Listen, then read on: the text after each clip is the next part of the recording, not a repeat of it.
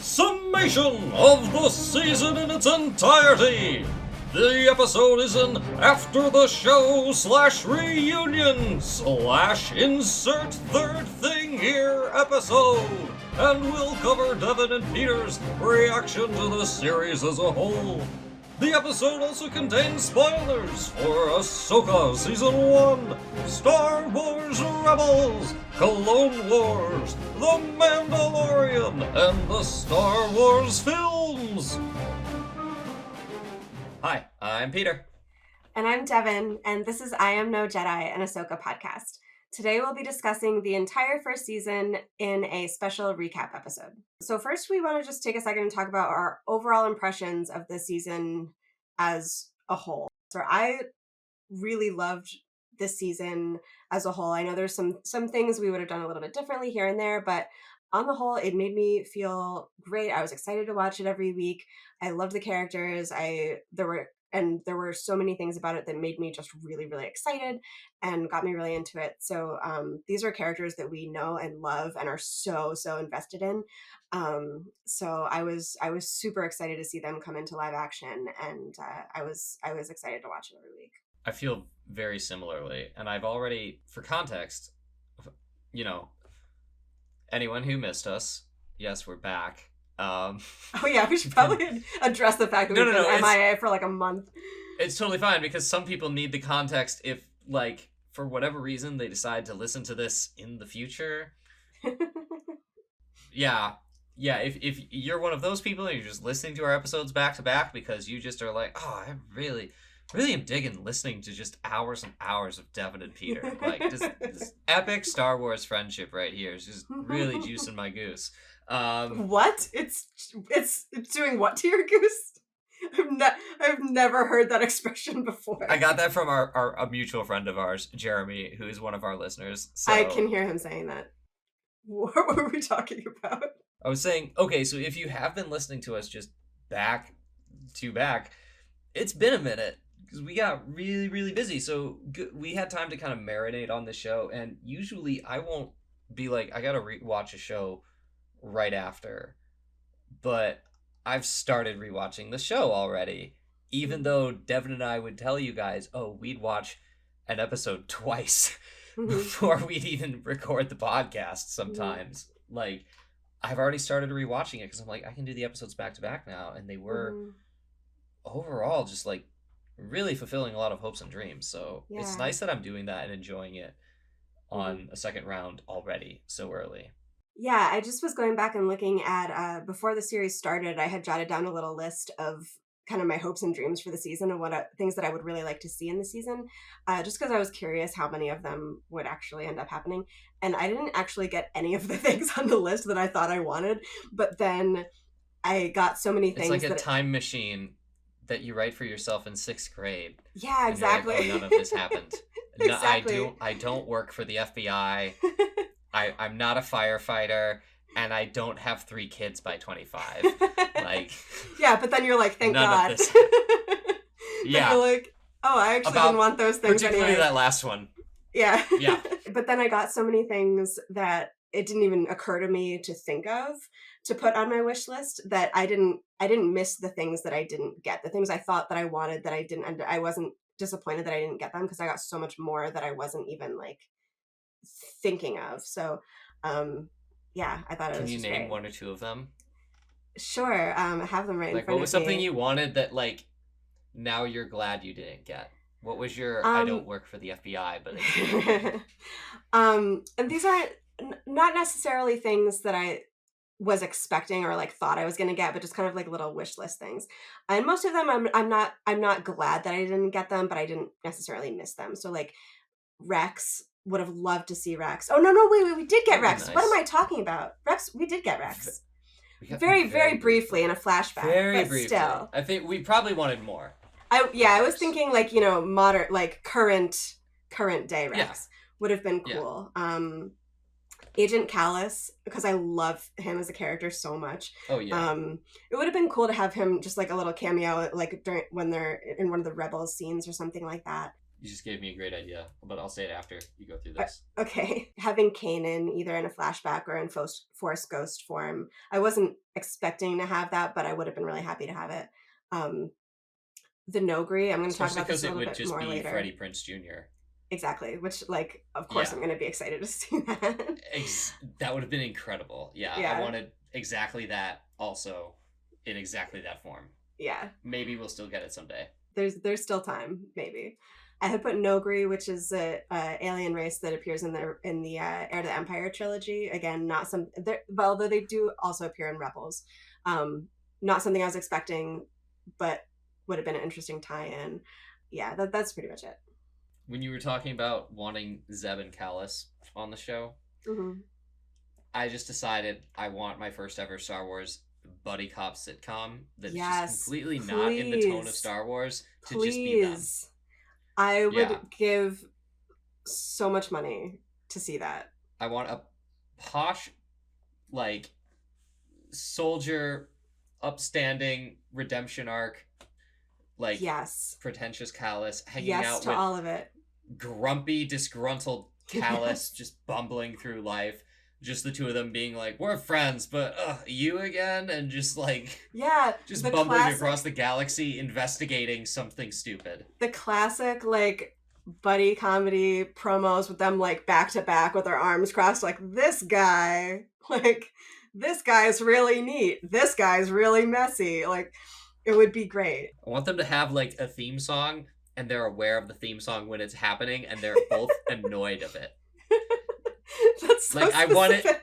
I want it to be that meta. I want it to be like they're mid-sentence, somebody says something that's almost kind of a punchline to the other, and then just a theme song. It's Rex and Zeb, it's Callus and Zeb again, going through and they can just hear it, and they're just like sick of it, and they don't call attention to it, but you know they're aware of it, and they're just like, they wait for it to be over, and you can just tell from their faces that they just hate it and don't know both just, like, roll where their in the eyes. galaxy they're like, we don't know how this is happening, but we've been going through it for years, and we just wait till it's over. We're just like, we just skip the part where they're like, what is this? That's already happened to them. I like the idea that, like, they're going about, like, rebel business. They're, like, at, like, the rebel base. They're trying to, like, get shit done, and, like, that the like, theme song just starts playing anytime they're in the same room together. So, like, Callus will be, like, planning some, like, secret mission, and, like, Zeb will rock into the room, and the theme song will just start playing, and they'll be like, sorry, didn't know you were in here, and, like, leave. Like, so... Because, like, it disturbs everyone while they're trying to do, like, important rebel business. And they talk over the theme song, and Zeb will be like, I was just in the middle of doing my log. You're always doing your stupid logs. Record what happened on the ship. Today Zeb annoyed me. And in the background, just their buddies in space. It's just... That's so dumb. I love it. Like, it crescendos at the end of the intro with Zeb just being like, someone turn it off! Exactly. So, y'all, that's what we're looking for from season 2 of Ahsoka. We're looking for a major tone shift. An entire episode that's just that. Yes, please. An entire episode that's just Zeb and Callus buddy cop. Yes. I would love it. Anyways, what were we talking about? What were we talking about? Our overall impressions of the season.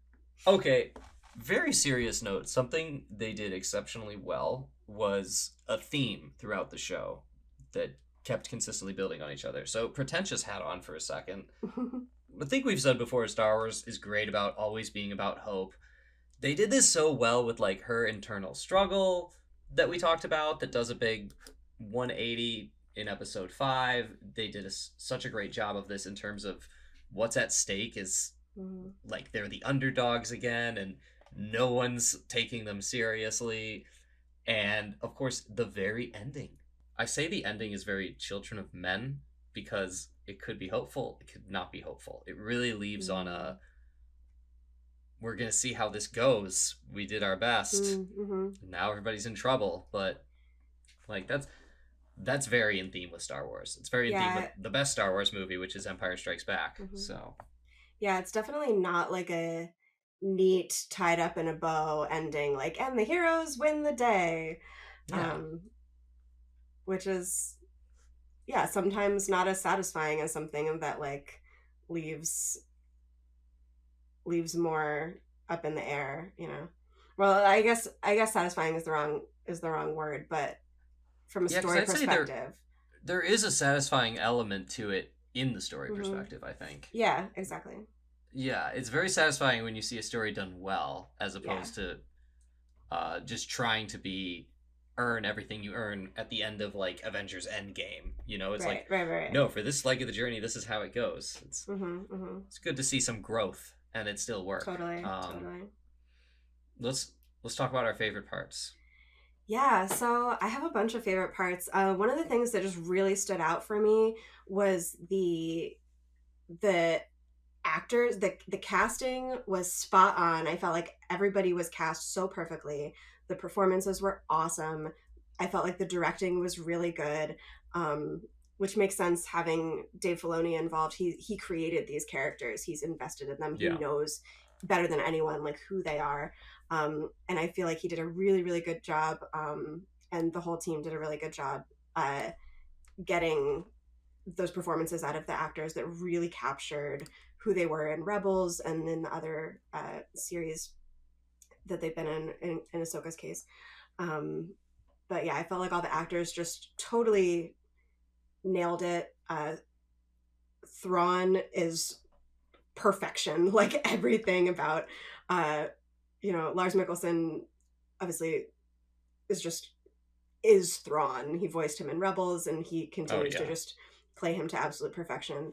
Um, and yeah, we've talked about like Ezra and Sabine just really totally nailing all their mannerisms and everything. It was I thought that whole aspect of it, the character performances were just spot on throughout the whole thing. All three examples you just went through are ones that I would consider my favorites, especially Mm-hmm. Rosario's. Um, Yes. because she's depicting Ahsoka during such a particular Mm-hmm. leg of her arc that Mm-hmm. we've never seen before, Yeah. and it just felt so flawless. And Mm-hmm. that's really impressive to me. Damn, that's cool. Yeah. And the only reason I And Ezra didn't and mention Sabine, her like, in the only reason I didn't mention her in mine because I wanted to yeah, save her for for you to talk about. I didn't want to just talk about her, yeah, but yeah, it's she was it's good, absolutely but incredible. it's She almost nailed like it. what else is there to say? But it was perfect. Just to point out, Yeah. I think we've pointed out how many layers of this onion there are with Mm-hmm. this character, and that Mm-hmm. they've been filling in the blanks of this character's story for such a long time, and they do Mm-hmm. keep tracking Mm-hmm. in her psychological journey in the timeline, and then it's like, Yeah. okay, Rosario, pick up where we left off. Mm-hmm. That's Yeah. awesome. That's really Yeah. awesome.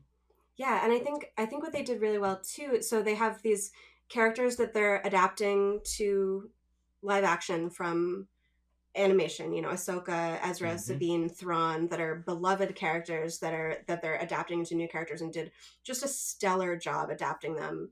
And then you have new characters, Balin and Shin and Morgan Elsbeth, all of whom were also great. Like they introduced some new Mm-hmm. characters that you don't already have the investment in. Like those characters also, Ezra, Sabine, etc., also benefit from us already being invested in them, Mm-hmm. and their stories. So like you do have to do a good job of bringing them to life, but we're already invested and we Yeah. already love them. Um, and then you If you also have were these new smart enough to watch characters. Rebels and not think, oh, this Exactly. is just Veggie Tales in space. Yeah. If you knew it was up, yeah. Which I totally did think at first, but I learned the error of my ways. Um, but yeah, then we also have these new characters that are adding new elements to it, and they did a really really good job of bringing us into getting us invested in new characters as well, which is not always easy, especially in Star Wars. I think one of the challenges with new Star Wars media, whenever you're introducing new characters, is people really want the old characters that they're already invested in and already know. So you see that with like anytime a new thing comes out, people are like, well, I want to see the original trilogy characters in it, or I want to see characters that I already know. And it can be hard to sell people on new characters in Star Yeah. Wars in general, and in media in general. It's harder to get somebody invested in a new character than it is to give them a character they already know. But I think that they did that super, super well in this as well. So yeah, props to everybody. Also, in terms of like underdogs, like the Star Wars fan base, like it's very big, it's very broad, it's evolved. Mm-hmm. Um, but there definitely were a lot of like male nerds that really dominate its vocal internet in a very negative There way. sure are. It's frustrating because whenever I Yeah. say, "Hey, the sequels are bad," I want to be like, "But that doesn't mean I'm." I think they Mm-hmm. have story problems. I don't mean it in like an incel way. I mean it like, Yeah, yeah, it's like you have to contend with that, and they've been screaming all this yeah. negative crap for a long time, Mm-hmm. which means you have to contend with executives who might want to be like, "Let's play it safe this time, and let's get Right, another knockoff of Luke." And they were right. like, no, we're gonna do Ahsoka, we're gonna push Hera, we're gonna push Sabine, we're gonna push Mm-hmm. Shin, we're gonna Mm-hmm. push Mm-hmm. Morgan Morgan Elsbeth. Elspeth. Mm-hmm. Um and they did it, and they were absolutely right to, but like it should be pointed out, Absolutely. I there's was there's a battle behind the scenes going for that too. Again, yeah. 100%. I was thinking about that a lot too while I was watching it, because really almost all of the main characters are female characters, and they're all awesome. Our Hmm. two main male leads are Ezra and Thrawn, and they don't even show up until, was it like episode 6 or 6, I think. Yeah. Um and up until that point, there's Balin. Balin We don't get is Ezra and pretty Thrawn until much the episode 6 for only, sure. Yeah. yeah. Um there's Hu Yang, who's a droid, and then there's Balin, and that's pretty much it for male characters. Yeah. Other than like side characters who might have a couple of lines. Um so it's a super, super strong female led cast that it and it's done in such a way, I'm sure that it's noticed and felt uh by a lot of guys that are just mad that there's girls in Star Wars. There's lots of them. There's plenty of There guys out really there that are just shouldn't like, oh, I'm be. mad there's girls in Star Wars. I was thinking of them during the series. My heart goes out to them. I was like, oh, those poor incels who Yeah. hate girls in Star Wars. This must be so hard for them. Um, but Pour one out for the I'm poor incels. happy for me. Pour one out. But I love that they didn't shy away from it, knowing that there would be that backlash, because Yeah. that backlash is stupid. um, and Dave Filoni has always written these amazing, like the best female characters we have in the Star Wars universe are created by Dave Filoni, and I'm so glad that he doesn't shy away from that, and that he just puts them right at the forefront and shows that you can have these super, super strong stories that are completely female led. It was awesome. Yeah. I never really understood the concept of a damsel in distress when I was a kid because I was Mm-hmm. just like, look, we already have capture the flag. We don't need the flag to Mm-hmm. also be like a living person. It's so much more interesting to me Yeah. if I was just like, why doesn't the girl also get a sword and a blaster and they're just like also doing the Thank same you. thing right next to the dude? Yeah, because whenever they Yeah. wouldn't, I'd Yeah. just be like, well, there's something wrong with the story here. They could have just picked up a sword. It was right next to them. Oh, but I don't know how to fight with a sword. Right. Look, it's Exactly. not that hard. You pick it up and you And slash that was back at the so other person, and just doing that alone will make right. them have to take a couple steps back. Like, you can take these baby Yeah. steps if you haven't done it before, and that's the character's story. So, yeah. Right. And that was so awesome about Leia in the original trilogy, because Mm-hmm. she is a princess who is getting rescued, but she is not a damsel in distress. She's picking Yeah. up a blaster. Like by the time they're escaping from the Death Star, she's the one saving Luke and Han's asses. Yeah. So like, and that was also like growing up with my brother, whose name is also Luke, funnily enough. But like we played Luke and Leia all the time, and I was like, I loved being Princess Leia because like she's a badass. She's not like around to be rescued. Mm-hmm. She's got a rebellion to lead, and I love that they've taken and built on that so much more and introduced all these other female characters with all their own rich backstories and everything. But it's it Star Wars has never been about damsels in distress. There are so many strong female Mm-hmm. characters now. For a long time there was just Leia, and she was really good.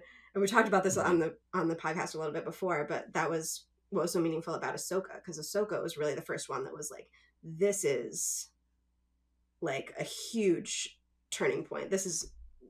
absolute main character energy, and like a This really, isn't really just rich Padme backstory. But takes off the fancy clothes to take back her castle with a right, blaster, which honestly is an right, exactly. underrated thing in Phantom Menace. Like, it Agree. really is. Um, Yeah, even in even in agree. Attack of the Clones, like people are like, "Oh, she fights with the blaster and stuff too." Leia takes after her mom, and I'm like, "Yeah, but we're not pointing out like both times she's supposed to be a queen and a senator, and she's just like, no, Mm-hmm. fuck Mm-hmm. that noise. Like Mm-hmm. I'm gonna Yeah, get my hands dirty. Like she's the Lois Lane of Star yeah. Wars. She just like involves herself in the story. I love Like, that. yeah, Yes. Yeah, she's never one to take a back seat. But what that's making me think of this conversation is like, I hadn't really thought about it in these terms before, but in this series, there is a damsel in distress, and it's Ezra. yes, He's the one who's just trapped waiting for somebody to come and rescue him, yeah, that little right? bitch. No.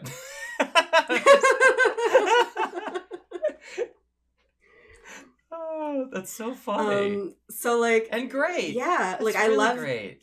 yeah, I love that. What a way to like flip the script. And yeah, it was And great. he keeps fighting along too. He kind of takes after Leia because it's like if a Yeah. member of your team needs to be revived in Fortnite. Afterwards, they're like, "Yo, I'm sorry you Hmm. guys had to damsel and distress me, but like I'm gonna pick up a pistol and start shooting everybody with y'all after." Like that's what Hmm. Leia did in A New Hope, and Right. that's what Ezra did once they got him. He's Right. just like, "Yo, I don't Right. have a saber or anything, but like I can Right. fight our way out of here too."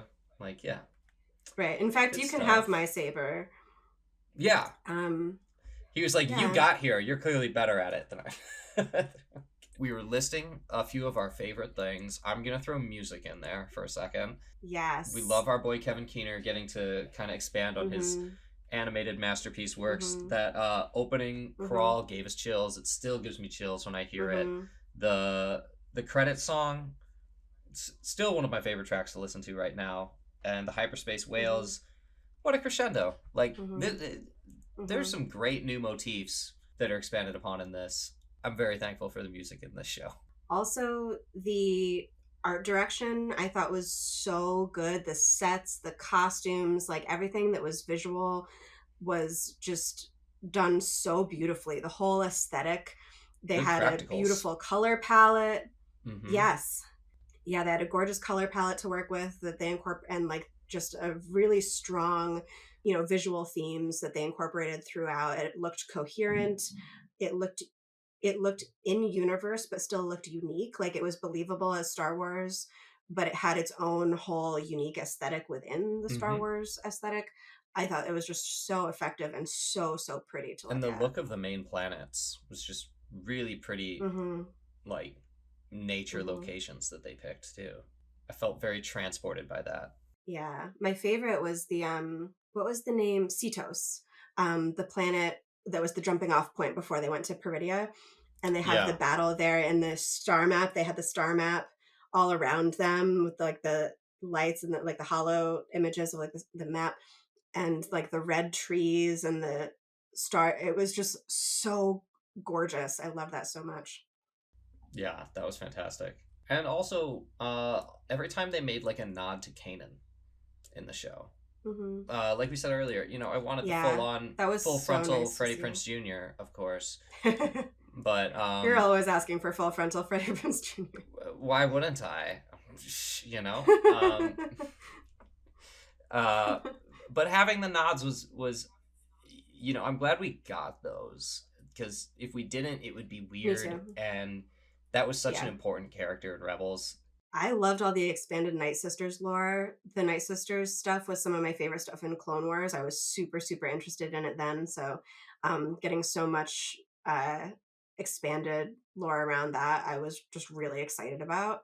And of course, the Clone Wars flashbacks in episode 5, really all of episode 5, the world between worlds. And everything was just so fabulous. And the Clone Wars flashbacks just absolutely sent me over the moon. Hayden Christensen should also be on the list of actors who just completely nailed it. He was so fantastic. I guess should also be counted among the list of male characters that appeared in this before Ezra and Thrawn did, even though it's in a flashback, so it's not really like in the current time. Well, no, it's not a Yeah. flashback. Well, it's part flashbacks and part not. It's confusing. It's an But appearance he of was mentor really, ghost. really strong presence. Yeah. Yeah. But his appearance was really strong. His performance was so strong. That was definitely a highlight for me of the series. We finally got to see him with like really good directing. Like we all know we love George, but directing actors wasn't his strong suit. Not I think his strength. story, No. design, creativity, all of weaving all that together.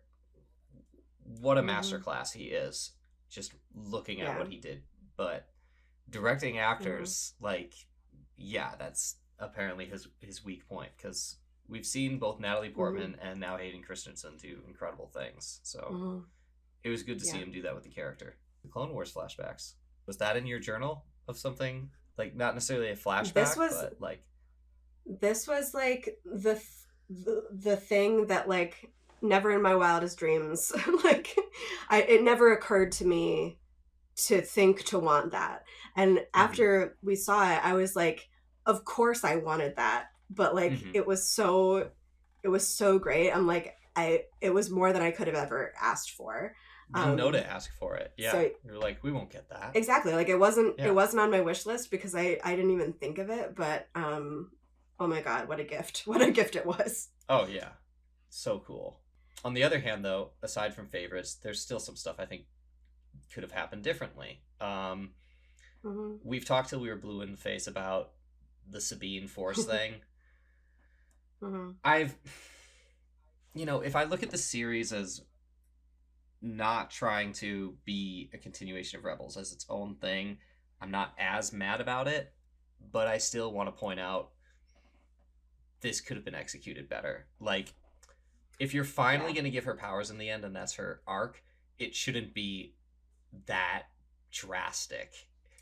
I would compare it to like if you're watching Empire Strikes Back and it's a standalone, even though you haven't watched New Hope, you don't, and it ends in a cliffhanger. That's still a complete story about people who are just doing a thing, and there's some character growth before the end of that thing, and then you don't know what's going to happen next. Like that's a story too. That's a window of a story for people, and in that story, at the end, out of nowhere, Leia can hear Luke when he reaches out to her in the Force, and we had no idea she was Force sensitive or anything, but she can suddenly hear him, and it's like, oh, that's an interesting beginning of a development, and something a little bit more nuanced like that, I think would have made sense for Sabine, because instead it's suddenly like, no, I can hold you in midair for a good 10 seconds, several hundred feet above the ground, and then throw you up onto a ship and then be amazing. I was like, it makes sense to be mad at this. This is a big jump. She's a really amazing character, but like it's just not how the Force works. It's not set up that way. And that's so the thing is like but... I think that there's and I mean I don't think it's a nitpick. I think it's legitimate, and like you said, we've talked about this a ton already in our other episodes, so we don't need to rehash it too much, but this was our biggest qualm with the series, and I think there is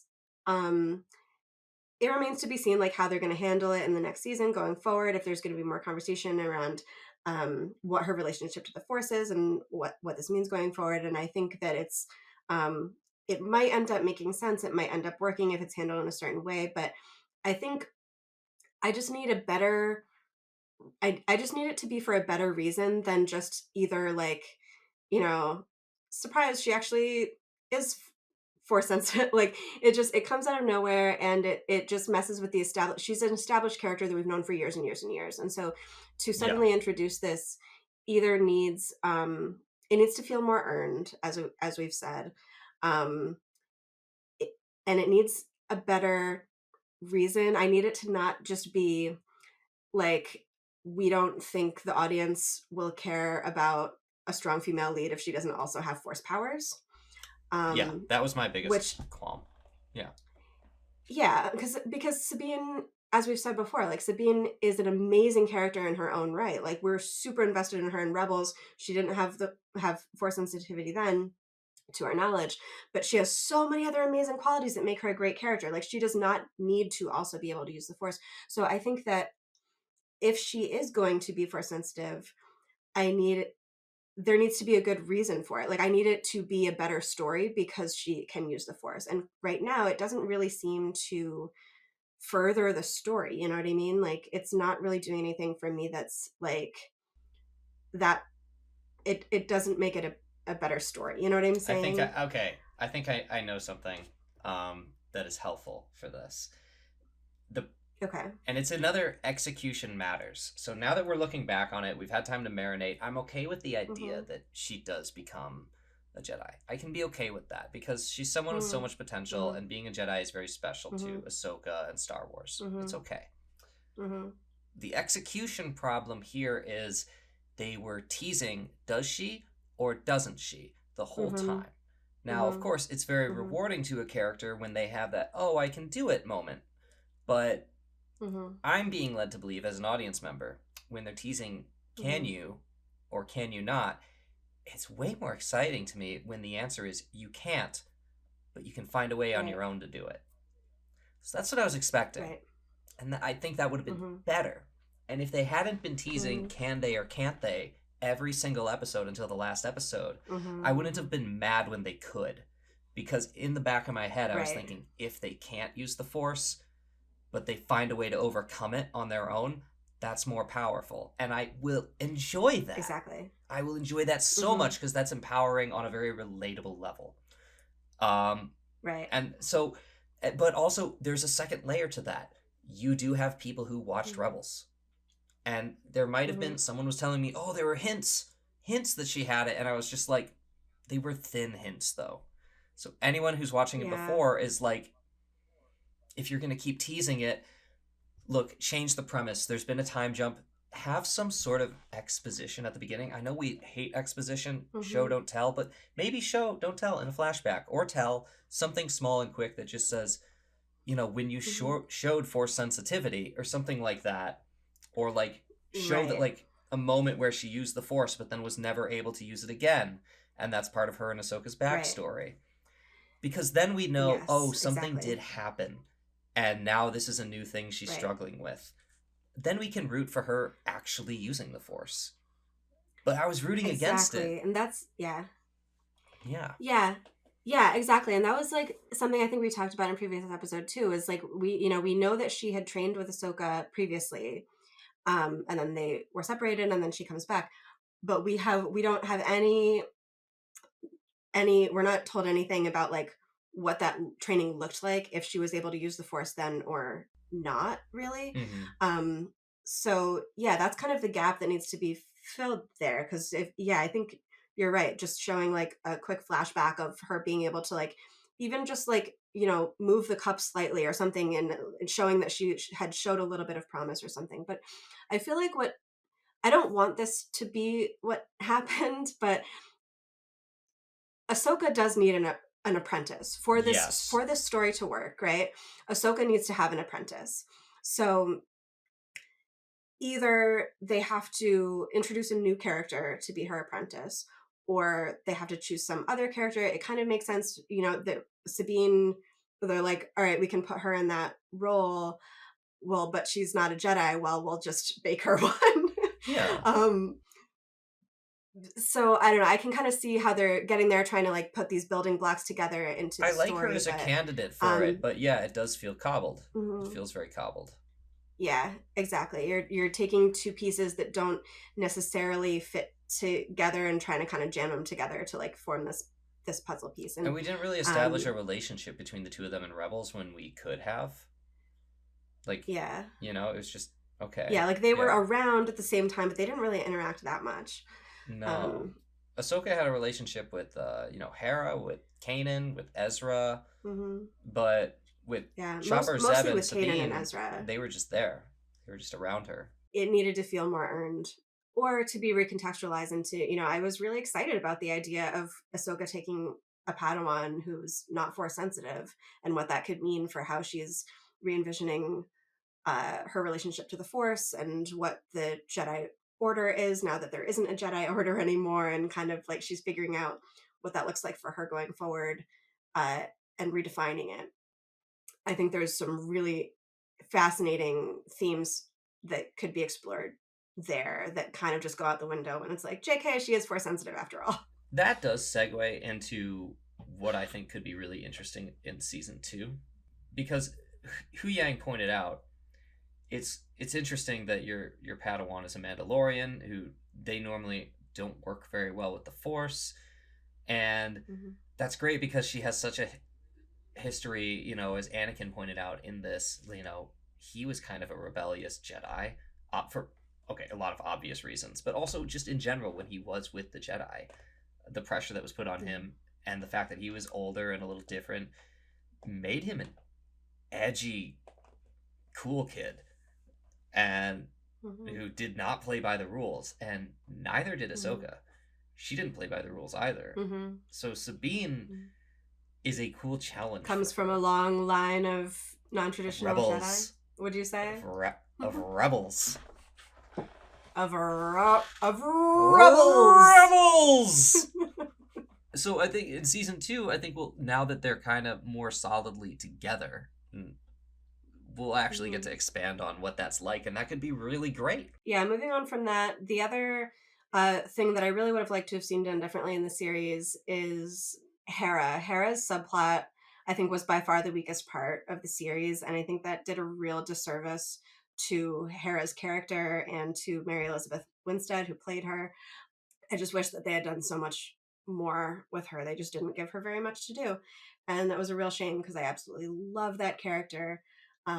She had a couple of moments in this where she really got to show off her acting chops, and just a couple of moments where she had some emotional beats that were really, really strong, and I just wish we got to see that more. She just wasn't given the scenes. So I'm hoping that in season 2 we get to see a lot more of Hera having some really strong story, and I was disappointed. That was the one part that I was just really disappointed about, was the lack of good content for her. I wasn't, looking back, I'm not that mad because it's Ahsoka's story mostly. We love Hera from Rebels. She's such a great character. It feels like a little bit of a bait and switch that we got to see some of her, but then it didn't really be a great story on its own, because most of that story was exposition for stakes and relationships, and that she did her job in that right. And then they just pretended there was more to her story, but there wasn't. Yeah, like I kind of, like when you said that, like it's really like Ahsoka and Sabine's story. And like at that point, I would have almost rather not have had Hera at all. Like if you're not going to use her, I would have just preferred her almost not be in it, or to have like a short cameo or something and set it up for something further to come. Because that's what I'm saying. Like, they used her as a crutch. Yeah. They used her as a story crutch. Yeah, like, let's bring her in wherever we need her. Act like there's going to be more to it, but then it doesn't matter, and we'll just let it dither. Exactly. They kept kind of like introducing stakes and getting me excited to be like, all right, like more Hera story, and then it would just kind of fizzle out into nothing. I'm like, this was kind of pointless. You know how they could have made up for it, Devan? And audience, if anybody listened to our last couple episodes, it's a 3-letter word. It starts with an H. The frickin' hug. I would have forgiven exactly, everything that's for exactly that hug. What I would have been thinking. Like, yeah, we would have cried, we would have laughed, would have walked around the apartment. I was going to say the exact same thing. It would have all been worth it. Been like, that's why you were the support character in this journey. For emotional resolution. And that's what was frustrating when it's like, when it's, if you say like, oh, there wasn't, time to give her like too much else. It's like, could you given her 20 more seconds in the scene to freaking hug Ezra at the end? Like, what I mean? There's certain moments that it's like, just give her that. Like, they're already there. Just let him hug. I hate that. Just assume it happened sort of aspect of a story. I'm like, the reason I'm experiencing the story is so I can experience the story. That's a major beat. Don't skip it, Yeah. Like, what was it? People are like, oh, it's so great when Ahsoka says to Luke in Mandalorian season 3, out of nowhere, where a whole episode is just Luke and training Grogu. She says, oh, so much like your father. And they're like, this is great because it implies they've had lots of conversations. Again, stupid. I No, want it the does not. conversations. It doesn't imply shit. It's the Yeah. laziest thing I've ever seen in my Yeah. life. That's the most white toast thing you could have possibly said is, I knew your dad too. Oh, you remind me Yeah. of him. Right. I don't even like hearing that. Yeah. When someone says that, I'm like, I'm Well, trying to be my that's own person. nice. Yeah. Say something else. Like, Yeah, yeah. say something meaningful. Yeah. Zook's like Vader? I knew him for a very good portion of time. Like, therapy aside, like, this isn't complimenting. Yeah. He seemed like kind of a dick. He's kind of a huge dick. I kind of had to rescue our sister from being tortured by him the first time I ever met her also and the him. Entire galaxy. And the whole galaxy. And also the entire galaxy. He froze my friend in a weird chemical for a year. Like, did a lot of fucked up stuff. Like, yeah. Yeah. So I think that there's I think that the amount of time that they spent on Hera and the amount of story and like stuff that they gave her to do was kind of incongruous. Like they did dedicate time. They gave her screen time. It just I don't think it was used as well as it could have been, in this, like we talked about, like in the scene where she's gonna commandeer a ship and go after Sabine and Ahsoka, and they like the one guy in the hangar tries to stop her and he's like, where are you going? And she's like, I'm taking the ship. And he's like, you're not supposed to do that. And she's like, I'm a general, I can do what I want. And he's like, okay. It's like that could have been a much more dramatic scene where she's in the same amount of time you could have had her like running through the hangar instead of just like strolling through the hangar, have her running and somebody tries to stop her and she's like, no, I have to save my friends. It could be like a big dramatic moment rather than just like, I'm just gonna do it, and just like kind of casually strolls over and takes the ship. Yeah. Or better, I think they could have given away. her like, I know she's still being cheeky and saying I can do whatever I want, but like sneaking away would have felt so much more like in character. Yeah. For their whole vibe. Yeah. Just like they gave Ezra that, how he's like, I'm gonna get in a stormtrooper suit again and do the shindig. Yeah, totally. Either of those would have been good. So yeah, those are the things I'm talking about. I think they could have dedicated the same amount of screen time and really had the same like narrative role for her, but just made her feel more like Hera in some places, and just given her more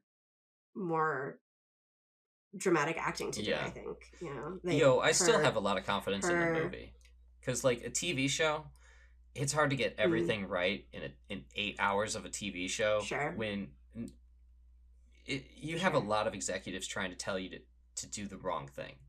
Like, there's no way that wasn't the case with the amount of bad story decision making that there has been in Star Wars as of late.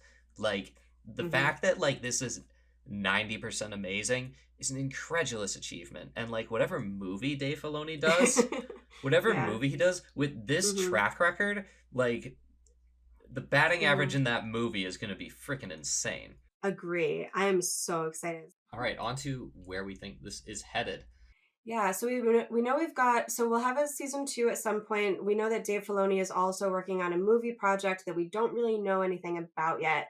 And I don't think we have any information about in what order those things are going to happen, if the movie will come out before or after Ahsoka season 2. Do we have any indication of that? I don't.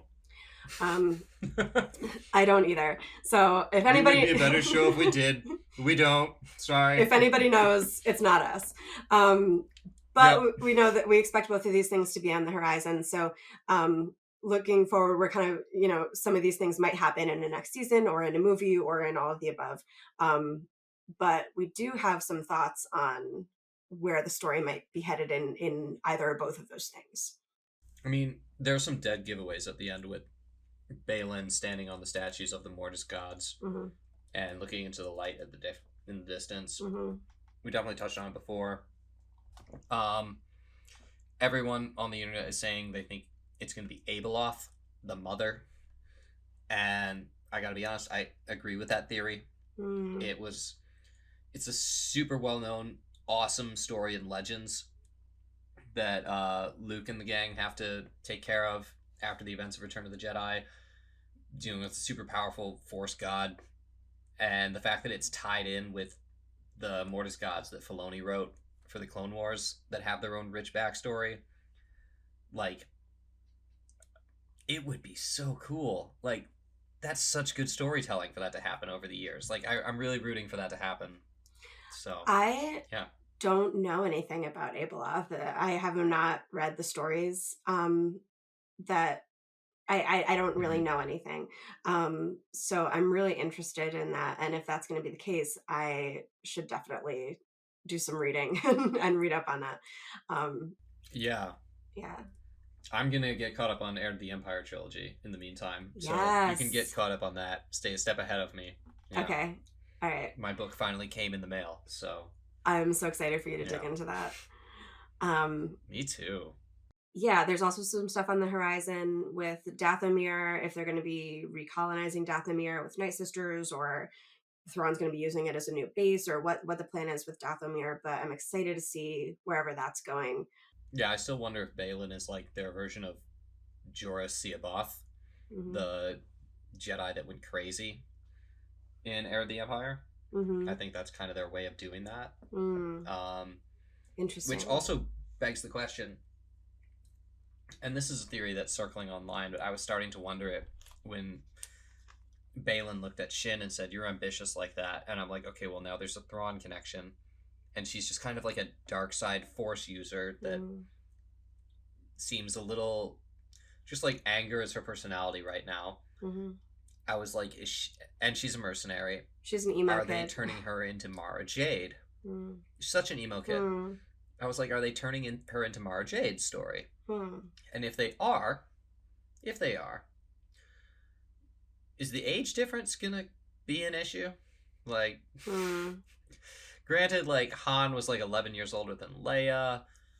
Like, I think Padme was like 6 years older than Anakin. Those Look, like that's a look, bad example because that's not that bad in hindsight. Luke. But Luke is like, played by Mark Hamill, not Leonardo DiCaprio, so I don't see them doing that. yeah, but I mean, if they're really gonna do this in earnest, they're not gonna have Mark Hamill do it. Even with the, the de aging technology stuff that they've been doing, they I gotta don't. recast. I don't think you They got. got to. I don't think you got the joke I was making about Leonardo DiCaprio. Oh, Because that's a good joke. Leonardo DiCaprio I was so into it. likes to date young women. Yeah. No, that was good. I was just like on a freight train of this point. Yeah. I should have appreciated that more. That was great. God damn it. Appreciate my joke. Laugh at my humor. I'm sorry. But no, I don't see them doing a Mara Jade thing with her.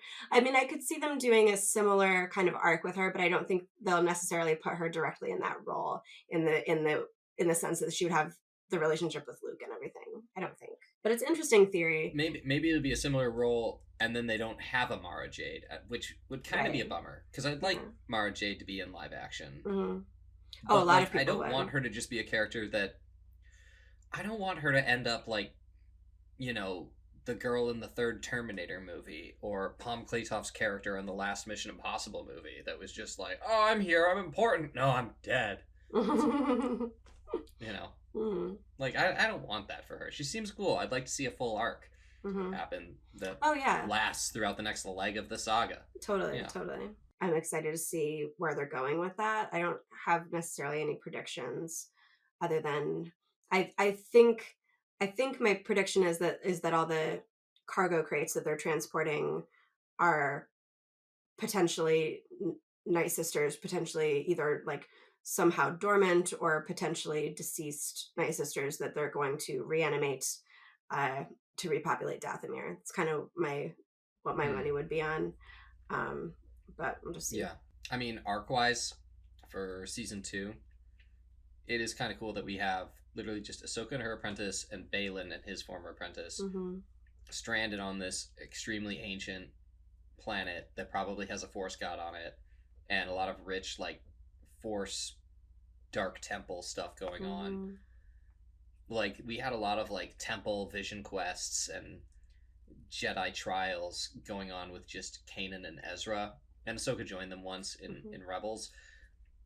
And I mean, Twilight of the Apprentice like what we consider the best Star War ever Mm-hmm. was all in just like a couple Jedi and a couple Sith just fighting Mm-hmm. in an ancient Sith temple.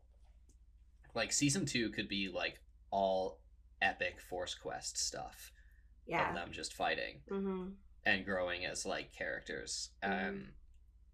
I mean, sure that sounds kind of basic, but like because that's been some of the richest Star Wars stuff we've seen, Mm-hmm. I'm really hoping we get that. Yeah, Like that would that could be be like freaking anime level epic. totally. I think there's also a lot of potential for like one something that we also saw several times in Rebels, um, is in Jedi temples people are prone to having like force visions, right? So like when Ahsoka went um to not in Twilight of the Apprentice, but it was a different episode where she goes to the temple on Lothal, I believe, with Ezra and Kanan, and they kind of get separated and they each have their own separate force visions and each come away with like a valuable lesson or having learned something Mm-hmm. about themselves and others. Um, and they're so that's it's almost kind of like a bottle episode, that one, where like a ton happens but they're all just in this temple having this experience the whole time. So like Yeah. there is potential to tell a lot of story just having them in a temple having some sort of like vision quest, Mm-hmm. or force vision kind of uh thing. So And it could be how they end up getting back. I mean, it's yeah. predictable that they find another Mm-hmm. world between worlds, Mm-hmm. but like I'd be okay with that. It Mm-hmm. tracks. Mm-hmm. Yeah, the other thing I'm hoping for that I'd really love to see going forward is some more background and history about the Purge of Mandalore. I'd love to see flashbacks of the Purge of Mandalore, and I think, and I've talked about this a little bit in a previous episode, but yeah, it kind of feels like Filoni is leaving us breadcrumbs um, of this because it was kind of dropped in the Mandalorian. Uh, they talked around the Purge of Mandalore a lot, but didn't really get into and never showed us. I found myself really wanting flashbacks in that series of like show us what happened on Mandalore. You know what I mean? They talk around a lot, but they don't really give you like the payoff of actually seeing it or actually feeling like really what happened. Um, and so they talk about it more here too, and so it kind of feels like they're building to something there, and I really hope that they are, because that's an opportunity for some fantastic storytelling. And it's a huge historical moment in time in the Star Wars history. Like people keep talking about it, people keep referring to it. It's like that historical moment has a very big footprint and a very big presence in a lot of the Mm-hmm. storytelling that's happening around this time period, in the Yeah. Mandalorian and stuff. Um, so eventually they're going to have to give us more about that. So I'm hoping that that's up to come. And it shows some tragedy too, since we know that Hmm. it didn't end well for Sabine's family, and we Right. do know them from Hmm. Rebels and stuff. That's almost becoming like the hinted at. Like for a long time, I think Revenge of the Sith was the Hmm. tragedy that was hinted Hmm. at. Like when it didn't go down well between Obi Wan Hmm. and Hmm. Hmm. Anakin, and Anakin did turn to the dark side. We find out what happens to Luke and Leia's mom. All of the questions are Hmm. answered in that one, even though we kind of Hmm. know that the answer is all of it goes Hmm. south. Like we get to see it. Like that's the tragedy we're kind of waiting Yeah. for now. It makes me think of the destruction of Alderaan and how you don't see a lot of the aftermath of that. And you see a little bit more of it in the books. In some of the books, they talk more about like Leia dealing with the fallout of that, and because you never see her on screen really mourning for like her family or for her people, but of course she is. But they didn't make Of room for course. that in the original trilogy. It wouldn't have really fit. There was too much else going on. What's happening to Alderanians who are just spread across the galaxy? Right. Like visiting their BFF and they find out their planet was Right, blown up. exactly. So like that comes into play in some of the expanded universe stuff, talking about like Alderanians who, and they kind of form this like uh they're trauma bonded basically. It's like if you meet another Alderani and you have like an instant connection with them because it's like you lost your family just like I did. In one of the things I appreciated about the Obi-Wan series was that we got to actually see Alderaan in its prime, when Leia is a child and you've got this beautiful, because we've never seen Yeah. Alderaan before that. And it was hard to, and it was just kind of an abstract thing. So like seeing the people, seeing Leia's parents and seeing their world and seeing the buildings and seeing the mountains and the trees and the nature and how beautiful it was and making it feel like a Mm-hmm. really like a lived in place with all these people and their lives and everything. Even though it didn't show the tragedy of it getting blown up in that, it made that tragedy it made you feel it so much deeper because you're like, I know what this planet's fate is.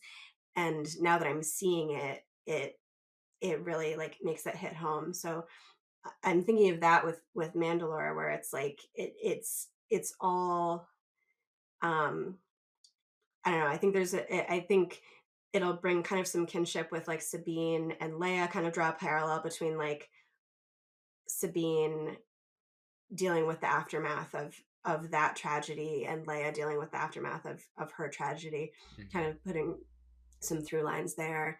And also just kind of having the parallel with Alderaan, giving more weight to like what Leia did go through in the aftermath of that and how she must have been feeling. So um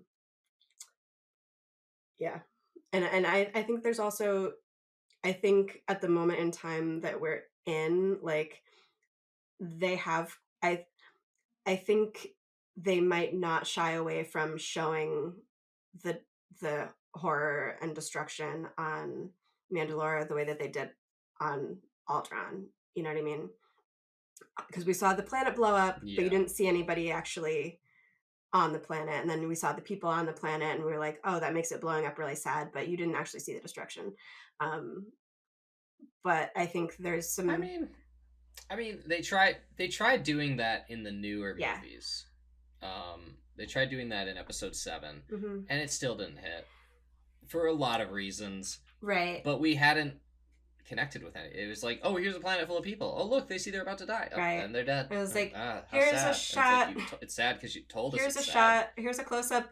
You used a few more Yeah. images than the amount of 0 images we Okay. had in A New Hope. Here's a close up of a character who 70s. was Leia's like assistant and had a whole storyline and scenes with her. And made $75 And then that day. The scenes with her and Leia got Like- deleted from the final cut, so we don't know who she is. Speaking of the new movies, that is something I want to happen. Go on. I want 7, 8, and 9 to just be straight up decanonized. You and the rest of the And Star Wars. I know that's asking too much, and I know it's crazy. It was bad. It was so bad, and Heir to the Empire and everything else that we could still do, and everything else that's been written before is so much better. Honestly, even keep Rey, keep Finn, keep Poe, keep what's her name? What was it? Ellen? Kathy? Rose? No, Who are you talking about? Rose.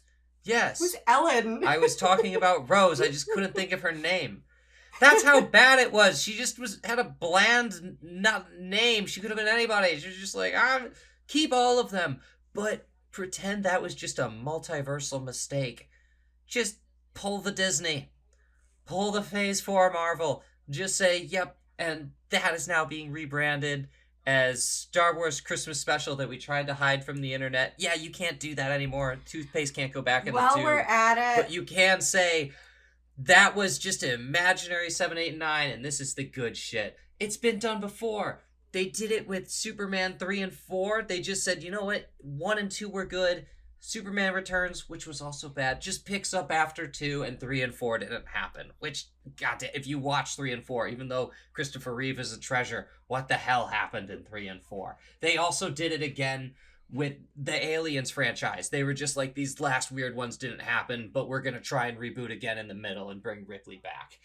They even did it in Here You Go, Devin's friend Lynette. They did it in Dragon Ball. They pretended GT didn't happen because what an abomination that entire third series was, and they said we're just rewriting that series as Dragon Ball Super, and it's gonna be, not monumentally better, but still better. Like, there's hope. There's hope that we can pretend those movies didn't count. Vote Filoni. Vote Filoni. 2024. Filoni. That's my pitch. That's the deck. Filoni Favreau 2024. Yeah. If we're gonna do that, while we're at it, if we're gonna decanonize all of those, can we canonize the holiday special? I'm for it. All right. Mm-hmm. I say we canonize the holiday special, and it just happens in a part of the galaxy where, wait for it, seven countless being buddies together. It's just there's a part of the galaxy where weird up retro comedy stuff happens and no one understands That's why. where I want to live. And you have Luke and Han there singing awkwardly with a bunch of Wookiees looking around like, what's happening? That's what I want.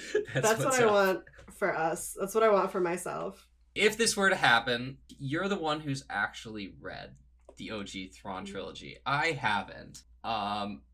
It's okay if you have to spoil things a little bit, because I feel like I kind of have had some peripherally spoiled. But do you want to can I hand you the mic? Can you tell us about what that would be like if that's what's next? Sure. For us with Ahsoka thrown into the mix? Yeah. It's kind of hard to say, but I've been thinking about it. I think, it could be set up similar to the Heir to the Empire trilogy with, Thrawn as the main villain, resurrecting the Empire and taking up that helm. But instead of Luke and Leia and Han and Mara Jade facing him like an Heir to the Empire, we'd have Ezra and Sabine and the rest of Phoenix Squadron, maybe Din Djarin and Grogu and Bo-Katan too. I think they could easily cross over and team up with them as well. And Ahsoka, of course. So I could see that, like, what a Star Wars dream team. It really would. Like, that would be awesome. So I could see them kind of setting up a similar thing. That does seem to be kind of where things are headed. But also, cloning has been a really big thread in most of the new Star Wars media. There's lots of setup for that in The Mandalorian. And that a lot of that seems to be building to, a lot of it seems to be kind of trying to go back and retcon like how Palpatine returned, right? Going and forming the building blocks of like the cloning thing to be like trying to retcon that somehow, right, and explain it. Somehow Palpatine returned. Right. So now they're going back and be like, now we have to like explain the cloning thing. But cloning was also actually a very big theme in the Heir to the Empire trilogy as well. So there is definitely some potential for lots of tie-ins there. And what I was thinking, you had mentioned Juru Sabayoth, who is the Jedi who went crazy in Heir to the Empire. And he's actually and I apologize in advance if this is a spoiler for you, but you did give me permission. I forget if it was revealed yet. I did. It's for the betterment of the show. Take one for the team. It's not a huge reveal. The sacrifices I make for our 5 listeners. This is for you guys. Being but I don't think this is here. It's not too huge of a reveal, I don't think. But he's actually a clone of the Jedi Juru Sabayoth. So. Oh, okay. I think I forget it. I forget it. Like, you find out so much by accident on the internet. And he had gone mad from like clone madness, basically. And so in thinking about like themes that could be incorporated into this, I had the thought like, oh, what if there's a mad clone of Moff Gideon? Because we know that Moff Gideon was trying to clone himself and make like, the perfect version of him with like, taking whatever from Grogu to have like force powers or like whatever the fuck he was trying to do. So with Moff Gideon theoretically out of the picture, but who knows, because it's Star Wars, somehow Moff Gideon returned, but it's actually a clone. There's definitely some potential potential story for there, and a lot of that could be tied in from the Heir to the Empire trilogy. Dude, you know what would be even crazier? What? Because it could be Jorah Sabaoth was a Jedi, Yeah. right? And he was bad because he went crazy. Correct. You could pick any Jedi. Mhm. Mace motherfucking Don't Windu. even. Okay. No, it's true. Like, It would be so bonkers. It would be great because he's old enough to like be playing It's that true. age, and he'd just be like, "Yo, I would have killed Palpatine, you motherfuckers," you know, and it would be so in character, so meta. It would be so right. That would be absolutely unhinged, and I would be here for it. Oh my god, it would work so well because he'd come back and he'd be like, "I could have stopped all of this shit. All my friends are dead." He'd go so crazy, not even from the clone stuff, just from like ego.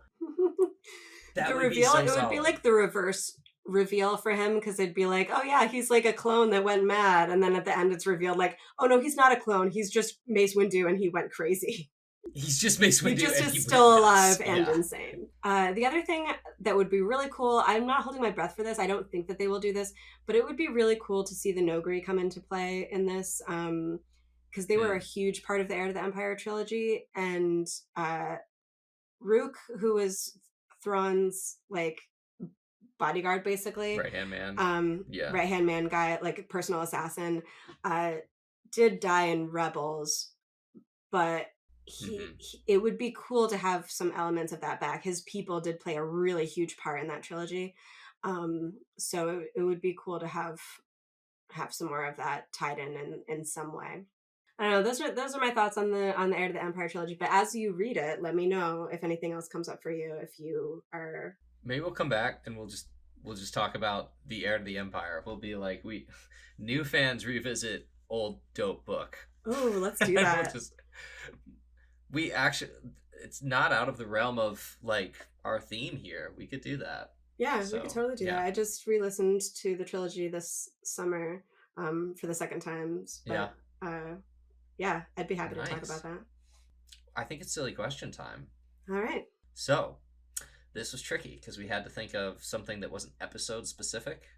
We had to think of something that could be for the whole show. It's our first time doing it. So, we went with production fun as our theme.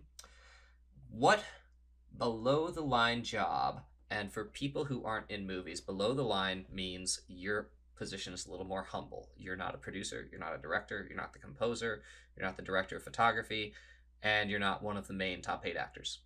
Yeah, you're just one of the people making a movie. So what below the line job would you want on this show for fun?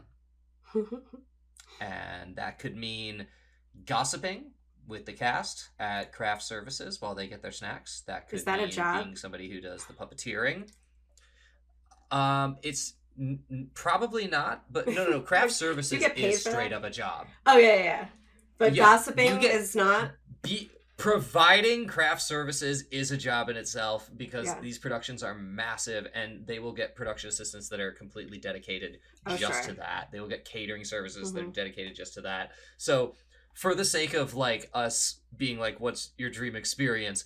I'm including that in my list of examples to paint the picture. You could also, because it's a Star Wars show, there's puppeteering involved, there's Imagineering involved, there's all the VFX, there's just being an extra in a dope costume for a day. Yeah, eat your heart out. That was our silly question. Devan, do you want to do the honors? I think you had a light in your eye when you settled on your answer. Sure. Yeah, I think this is a fun question. It's fun to think about like all those different things. And it's also kind of funny, like, because we both work in video production, it's like I kind of wouldn't want to do any of the stuff that's like what I actually do for work. That's why it's funny. Yeah. I'm like, I don't really want to do any of the actual work. But we really had to look at it as, how can we turn one of these into a vacation for us? Because production normally is not. Right. Yeah. It's like, which one of these would feel like a vacation? Because I think there's a lot of any of the art department stuff I think would be really fun. I think So doing anything, gratifying. yeah, doing stuff with like costumes and makeup and set dressing and stuff, I think would be really, really fun. But I think if I had to pick just one, I would go with being an extra in the background on a set and getting to dress up in a cool costume and maybe be an alien and wear cool makeup and prosthetics and stuff. I love like making my own Star Wars costumes, and that's really fun. So having and It's I feel true. like Your if, Sabine Halloween costume was amazing, by the way. thank you. I was very proud of it. Mm-hmm. Um, It was it very only cool. it only took me 4 months. um, yeah, so I have a ton of fun with that kind of thing, and I feel like if I was gonna be on like a professional Star Wars set, I would want to do the thing that makes me feel the most immersed in the universe. I would just like want to feel like I'm really like in it, and I feel like being an extra, I'd get to like be just walking around in the environment, kind of acting like I Mm-hmm. belong there, and I would want to be really immersed in that feeling of belonging there. When I went, I had the immense privilege of going on the Star Wars Galactic Star Cruiser with my mom last winter, Nice. and Yeah. before it shut down. RIP Halcyon. I was super sad. RIP to the Halcyon Galactic Star Cruiser experience. Gone too soon. It was absolutely Always incredible, in our but hearts. exactly. So anybody who doesn't know what that is, it was a weekend long, like totally immersive Star Wars role playing experience, basically, that was at Disney World in Florida. And it was marketed as a Star Wars hotel, but it's not really. It was a hotel, you stay there, but it was a completely immersive, and people dress up, and there's characters played by actors that like pull you into storylines and everything. And so what was really, really cool about that was just feeling like you're totally immersed in the Star Wars universe. And we had costumes and we had characters with backstories that I wrote for us and everything, and just really feeling like you're in that universe. So that was so incredible. So that's what I would kind of want to do on an actual Star Wars set, is like I just want to be in a costume. I want to be like feel like I'm a character and just feel like I'm moving around in that universe, and yeah, for a little bit. Nice. What about you? I I thought about it a bit, which I guess was 30 seconds because we came up with this in our brainstorm. And I thought I would want to be a stuntman in this because it's a Star Wars show, Oh, a lightsaber fight. That would that's a be the good coolest one. job. If you could be a stuntman for anything, yeah, it would be so much fun to be Oh, doing I want to lightsaber change fights in mine Star now. Wars. I want But to hold change mine. on, That's so mine good. has to have a caveat Okay. because of a point that we made earlier. You should switch with me because of this very reason. There were almost no dudes in Hmm. lightsaber fights in this. I guess Hmm. I could be Ezra's stuntman, but then I thought, Yeah. like, I was thinking back, I was like, it's pretty much just Balin in the Hmm. lightsaber fights for a lot, and our listeners are listeners, so they can't see this, Yeah. but I do not have the build to be Balin. So then I You don't have the realized beard to be I should Balin. double down. I have the beard to be Balin. What are you talking about? I mean, Yeah. not right now. Well, and you could grow one, I guess. No, right, not right now, but I need stilts and just a lot more body. And I Yeah. thought I thought to myself, wait a minute, maybe this isn't an obstacle. Maybe this is an opportunity for me to both be a stuntman and eat to my heart's content so that I can fill Balin's shoes. Just packing on That mass. that is not a fat joke by any means. That is just the fact that there is a considerable mass difference between myself and the actor Ray, who played him. So It's I accurate. was like, yeah, I think this would be the move. I would get to feast for a couple months and then have a really awesome lightsaber fight stuntman role and wash my hands of it and be like, yeah, I got to do a Star Wars thing and be done. I was like, that's my dream right there. That's what it That is. So, that's a great answer. I love that. I yeah, was gonna say there's also Anakin, but I'm pretty sure Hayden Christensen does all his own lightsaber stuff. he does. There's so many behind the scenes videos on that. And Yeah, yeah, you're he's right. There's he's awesome Anakin, at it. there's Ezra. Yeah, there were definitely other options, but for some reason my brain was just like, no, it's just Balin for some reason Yeah, because he was so cool. yeah. And I fixated on this and decided to problem solve. I Yeah. like it. I like it. I like where you had one with that. How can I be That's a Balin? really good one. That's a really good one. Thank you. I mean, it's all up our alley. I kind of knew we were gonna have almost the same answer because we're just like, Mm-hmm. what do we both want to fucking dress up and be in Star Wars. Yeah, exactly. I'm like, it's I our can't- favorite thing to I'm do. like, yeah, that's what I want to always be doing at any given moment ever. I was like, that's what we're both gonna say. How do we get more creative with it? Yeah. Yeah, That's no, that what was it smart. is. That was smart. Yeah, I was like, I think an extra is a right role for me because I can't act to save my life, but I can I Mhm. can dress the part. I can dress the part, and I can act. You know, like I'm walking across set. I can do that, but I can't. You probably A non-speaking role honestly, you is probably really. should have just be a costume designer for Star Wars, seeing as you have so much fun doing it on your own and you put your own creative spin on it. Like that probably would be like I can just do this I would like and that. whatever you pay me, it's fine. I'm doing it anyways. Like, yeah. Pretty much. That would be really, really Yeah. fun. I would. Yeah. And now that you're mentioning the acting part, I should have just said I'll be any announcer droid / Yeah. alien. Like, I'll take Oh, over yeah. for Greg Proops. Just let me You would lend be my good at overly doing, like- enthusiastic voice to it. Pod race announcing. Yes, that's Sebulba coming round the corner for young Skywalker. Gonna blow his machine to shreds.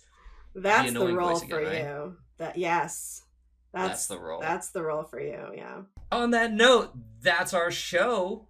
Thanks for listening. Now, this is the last episode that we're doing to cover Ahsoka Season 1 series, but we do have plans to produce more Devan and Peter sagas on our horizon, so do follow us so that you can stay tuned for updates on that in our near future. Sorry. You didn't do Was anything. that too pluggy? No. I'm Was not that the laughing. most pluggy thing in No, the no. world? I'm not laughing at you at all. I'm laughing at me because I was like reading. What happened? I was reading ahead, and where it says Mhm. plans to produce new sagas, my brain, my brain replaced the first A with a U, so it was like Sugas. Like, I was like, what the fuck is he talking about? I was like, I just already cast Samuel Jackson for our end bumper. I was like, is this some new We're gonna slang? produce new sugars. This is some weird stuff that no white man should ever say and doesn't even make sense in any other dialect. It doesn't. I was like, is this some new slang that the kids are using that I like have not Producing heard? some new sugars. Producing new sugars over here. That's literally what What's my brain that read even it as. mean? I was like, where is he going with this? I want to keep this in, but honestly, I don't know how. Yeah, we'll do those things. We'll produce some new sugars for you. And as always, They're really gonna miss us. They're gonna miss us so much. I know people are gonna be like, "Where is my weekly?" We're being like, so nonsense?" this is the one part where we're reading a script, and wow, did we shit the bed?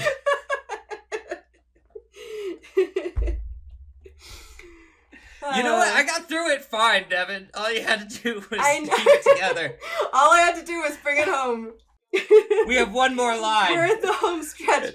We're in the home stretch. And as always, Tell them what we always do. we'll post it whenever we get it done at whenever it's ready. Okay, bye. Okay, bye. Yeah, we nailed it.